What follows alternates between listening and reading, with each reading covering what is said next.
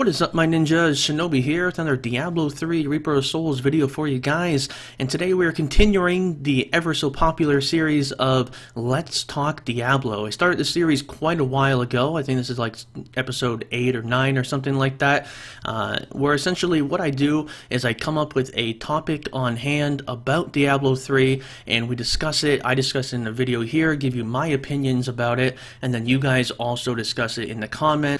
Things that we kind of noticed that we feel like need to be changed in the game, or maybe, you know, we see something that we really like in the game that we want to see improved upon, or whatever the case may be. So that's essentially what it is. It is a just a topic discussion, my opinions, your opinions, all those kinds of things. And today the topic at hand, as you can see in the title of the video, is the build diversity problems. Now, I'm going to talk about multiple aspects about build diversity in Reaper of Souls in the current state of the game, talk about why it can be a good thing, but also talk about why it can be a bad thing the way that it is currently set up right now. So, as you guys know, with having my surgery and coming back to full-time YouTube and streaming and all that kind of stuff, you know, I did take some time away, healing and stuff, and it is getting better, and I'm starting to recuperate quite a bit.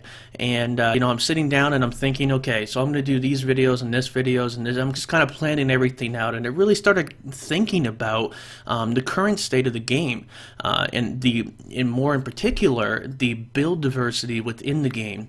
You know, right now, I could, for instance, make a barb video and say, okay, guys, I'm going to show you guys a barb video. This is the best way to do it. You know, let's get in there, blah, blah, blah, blah, blah. And, you know, it's like, okay, what are you going to do? What's the big next level thing you're going to show us? Well, do the Raycors build. Okay, everybody knows that. Exactly.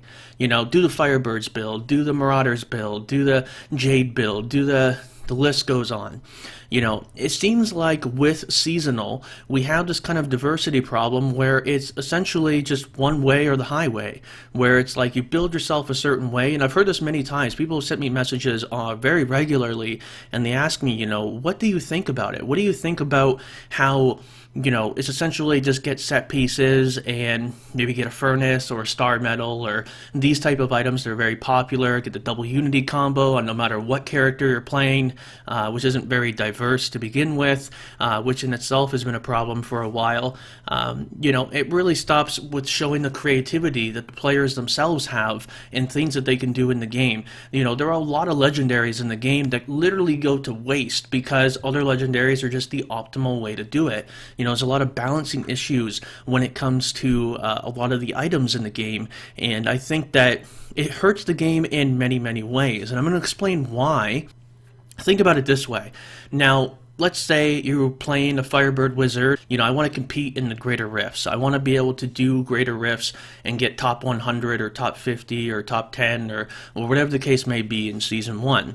Well, what you would do first in that situation, if you didn't know the most optimal way to actually play the character, you would look up a video. So you look at, say, I made a video about a Firebird Wizard, and then you watch the video and you go, okay, well, now I know what to do, I know which items to get and these kinds of things. And now you go and do that, and you go and try and farm those items. Like, yeah, you're going to find Firebirds pretty quickly. I've been playing all the classes. The classes themselves, it didn't take that long to find all the items. So far, I'm gearing out my 5th character, and it's taken me no more than 18 hours per character to get all the set pieces that I need through doing rifts, through doing Kadala with spelling blood shards. That doesn't take that long to get.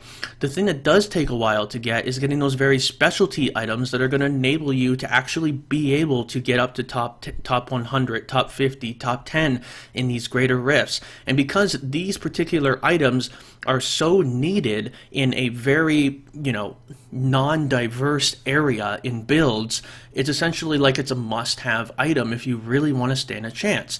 So for instance, with that Firebird thing that I said, you would essentially be, you know, I want to play Firebirds, okay, what are my options for weapons because I don't have a furnace? Well, I mean, you can go with Maximus or Sunkeeper, but you're just not going to be able to compete as much as you should be able to. You're not going to be able to get to those really high ranks unless maybe you get like really good RNG and Greater Rifts and these kind of very unlikely situations.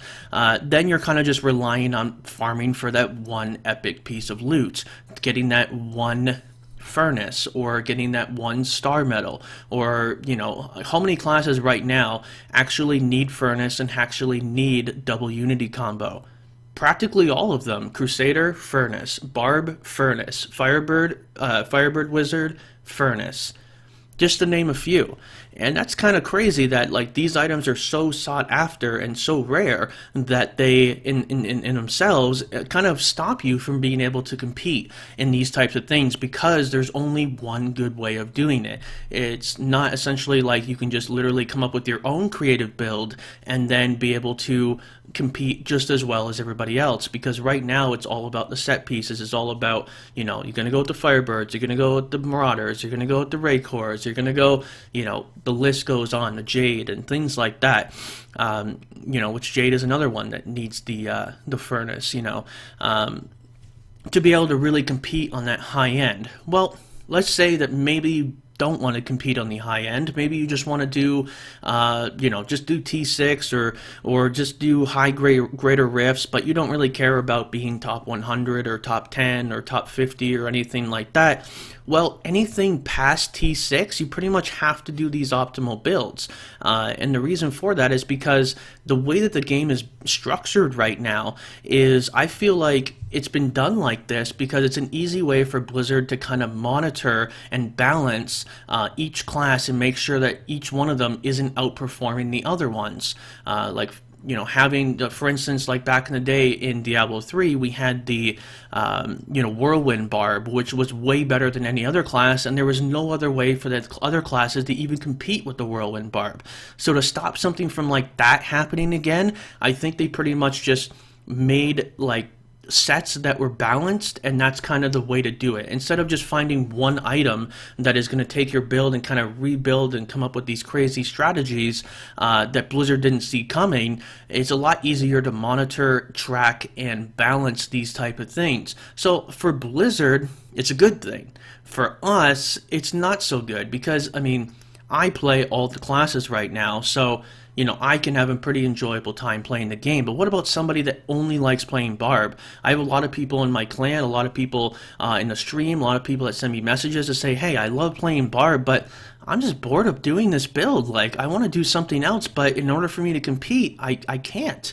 I can't do Greater Rift 30 or 35 or 36 or 37 unless I'm doing that one build that everybody else is doing. The real thing is here is that for the longest time in Diablo 3, it was about that kind of stuff. It was about coming up with these cool, unique builds that literally one item would change the way that you build a character. You don't really see that as much nowadays in Reaper of Souls. You know, I remember a long time ago, Blizzard had said, I don't remember the exact time this was, but you guys may remember this. They had said that the reason why we added all these special properties to regular legendaries is because we wanted you to be able to find an item and then, you know, kind of design your character around that. I think it was BlizzCon last year they said that. They said, we want you to be able to find an item and design your character around that. So if you find an item that, you know, gives you another Hydra, let's say, for a wizard, like the wand, the Serpent Wand, you know, if you found that one, you'd be like, oh, I'm going to go with this cool, you know, Hydra, double Hydra build, and you know, then you start building. Okay, how am I going to do that? Am I going to go with like, am I going to go with Fire Elemental? Am I going? And you come up with these cool ideas, and then when you put that into place and you actually, you know, start doing them, unless you're just doing T6. And that's it, which may be enough for you, but for the majority of people, I think they like to compete in these greater rifts. It's just not the case. You can't do that. You can't, you know, a lot of people say like, oh, Wand of Woe, that's the weapon, right? Like Wand of Woe used to be this really, you know, elusive weapon that people always wanted for the wizard. And nowadays, I'm sorry, it can't do above T6. It can't do tier 33, 34, 35 efficiently, and not near as efficiently as doing like the Firebirds or things like that. So essentially all these other items in the game that aren't set pieces or double unity or furnace or these other items are essentially just forgotten souls. That's exactly what they are. So I think that's definitely a big concern. I think that the game needs a lot more diversity. We need a lot more ways of coming up with these really cool, unique, next level builds that is going to make players enjoy the game a lot more, because they feel like they're contributing to it. They feel like they're doing something in the game that is impacting the game in some sort of way, whether it's just their fun or maybe impacting other people's fun, instead of just, okay, well, I guess I'm just going to go Firebirds, or I guess I'm just going to do Marauders. Like, I don't really want to. I don't really like that build that much, but it's the best way to do it, so I guess I gotta. That, in my opinion, is not the way to do it. And I feel like Blizzard, and I don't mean this harshly, I feel like Blizzard took the safe route, was a little bit lazy, and just essentially said, what we're going to do is, because we don't want any, rogue builds coming out of nowhere, we're going to make sure that these 6 builds, these 6 classes, have one defined best build, and we're going to make sure that we design it on set pieces so that they, in turn, we can monitor that, so we can see, okay, if one class is doing too well, we know why they're doing too well, because that set piece is, was too powerful, right? So we can actually nerf that on the fly, and we can kind of monitor it as the season goes on, which is a smart thing to do, but at the same time, you take away some of the fun in the game. And, I enjoy this game a lot, and you guys know that. I've played this game for thousands of hours. I've made tons of YouTube videos and streamed thousands of hours of Diablo 3, but from time to time you kind of see things like this happen, and you just gotta say something about it, and I think that's the great thing about Diablo 3 is that we are a community that when we see something we don't like in the game, something that we feel like is taking a little bit of fun out of the game, we speak up. And that's what I want you guys to do. I want you to do that in the comments. I want you guys to speak up. Give me your concerns. What do you think about this whole thing? Are you okay with just one way or the highway, or are you okay with maybe adding some diversity to the game?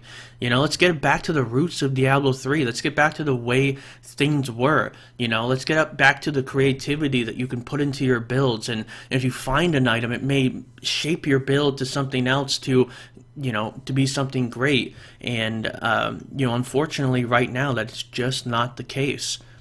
But like I said, these are just my opinions. I have played this game quite a bit. I've seen the game go up and down. I've seen the game shape every way up until this point. And right now, this is one of the observations that I made. So we'll see what happens in the future. Otherwise, I think it's an enjoyable game. I'm definitely enjoying playing it.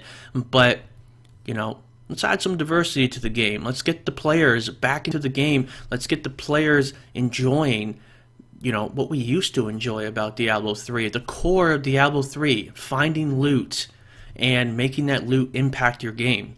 Instead of just, I guess I'll just farm for 500 hours and still not find a furnace. Shouldn't all be about one item. Let's add some diversity. Till next time, I'm Shinobi, and thanks for watching.